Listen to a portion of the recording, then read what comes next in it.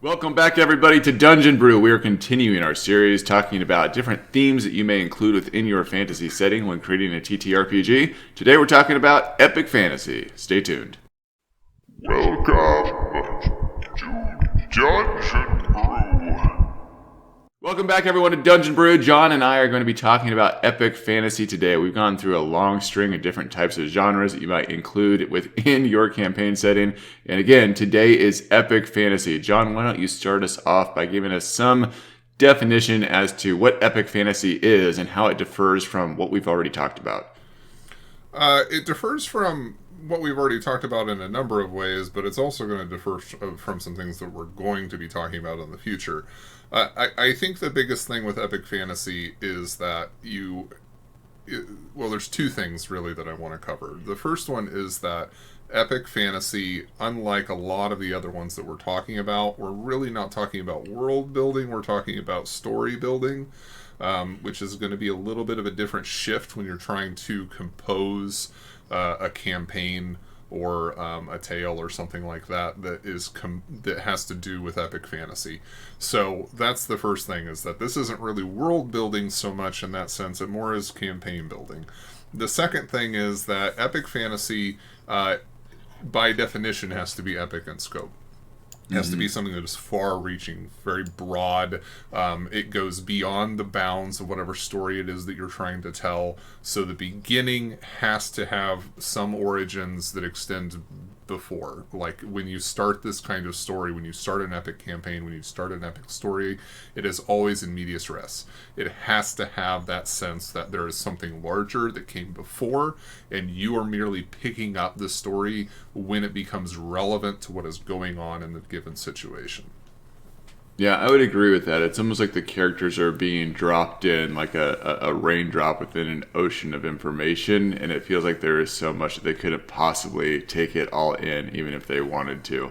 That you couldn't cover everything that's there within the storyline, within the campaign setting itself. There's obviously lots of things within media that we've seen that kind of have that epic scope to it. They're pretty popular within the fantasy genre in general. I think that most people, when they want to go and tackle a campaign, they want to have that epic feel.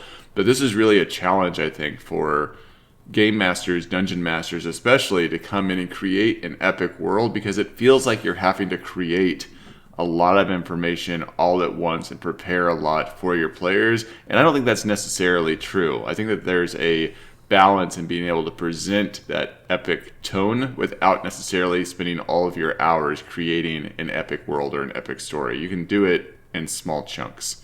Yeah, and I think it's a good idea to pre-build. Like this is definitely one of those you need to, but at the same time, and this is kind of a practice skill that you and I both do, in the same vein that when we talked about in our open-ended quest video, where it's like we'll start a quest where we don't necessarily have an ending to it, I feel like we'll both do the same thing when we come up with epic campaign settings, is that we will come up with information that is important or relevant. We'll come up with maybe that core outline, but we really fill in a lot of the other information as the players discover it, as they move throughout the world, because in order to try and cover all of the information that would be required for this type of setting or this type of story, you get into a place where it becomes pretty much impossible to do that in any manageable scope of time.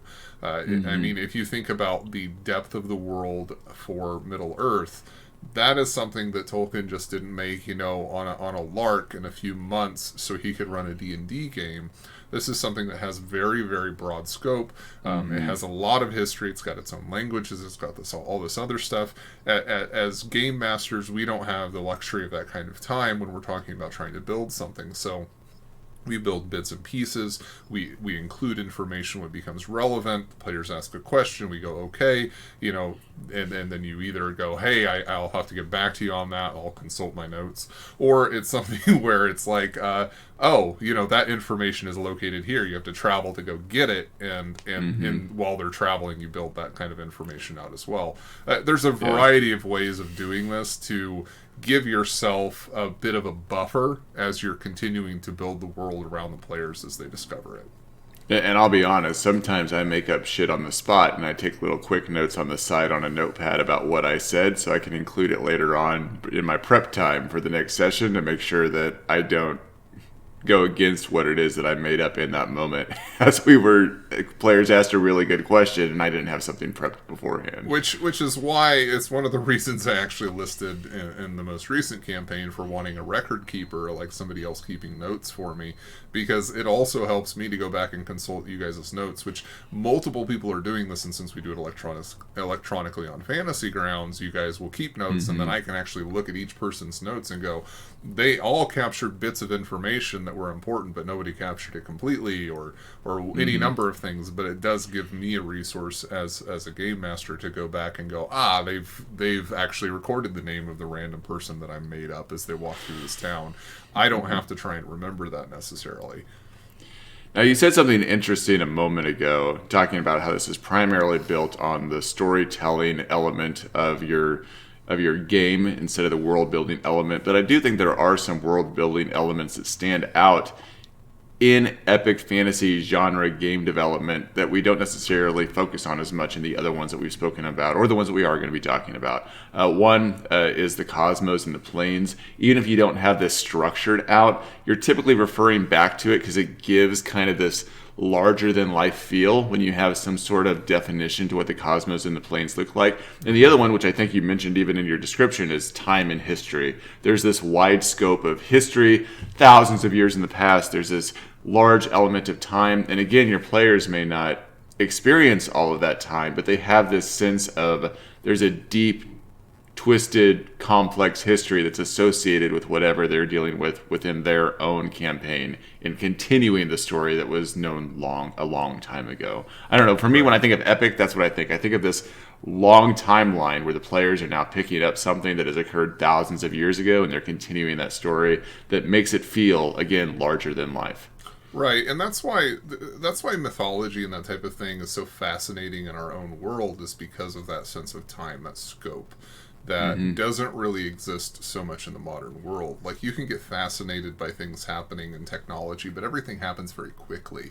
There's not a whole lot of there's not a whole lot of gap in time or space for this type of stuff to occur. Your parents or your grandparents or whatever were alive when a lot of these things were invented, which is kind of its own like little twisted thing. But when you start getting into other things like and especially for us in America, going into European countries or other countries where it's like this castle or this town or whatever has existed for 1,000 years is very difficult for us to grasp because it's not really something that we're around very much.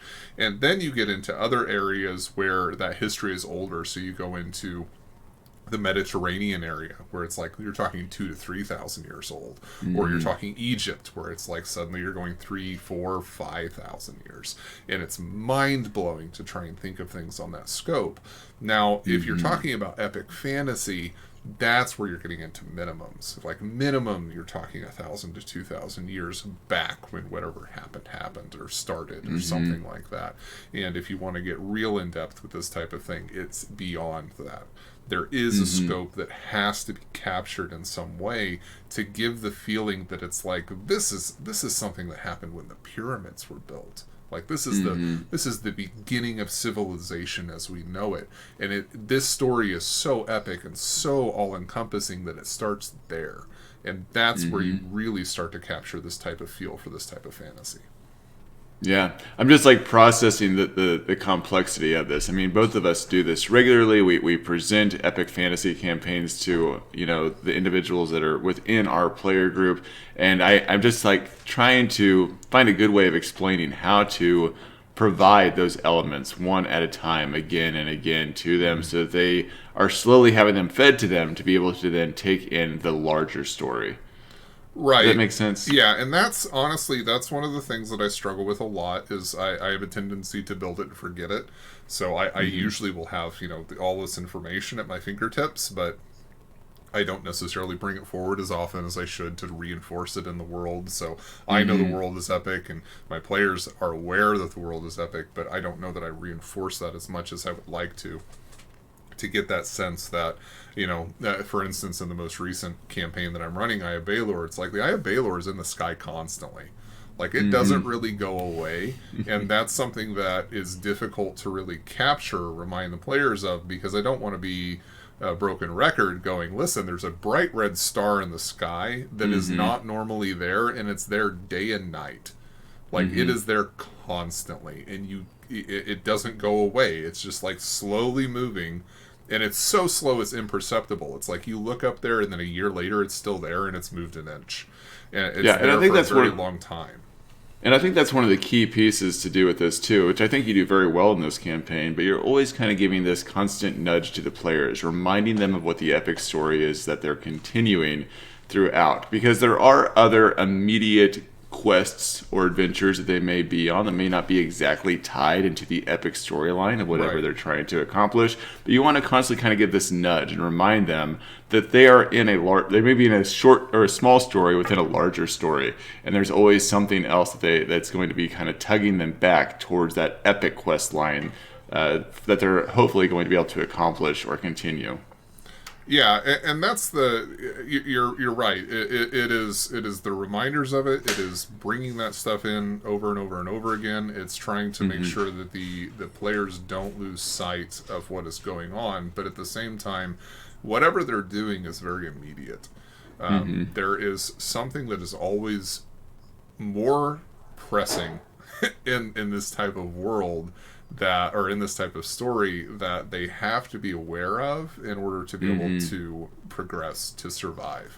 It's like you've got all these problems going on. There's enemies behind them. There's these traps ahead of them. There's all this other stuff, but they're in a building that's on fire, and until they get out of the building that's on fire, it doesn't really. The enemies and the traps don't matter.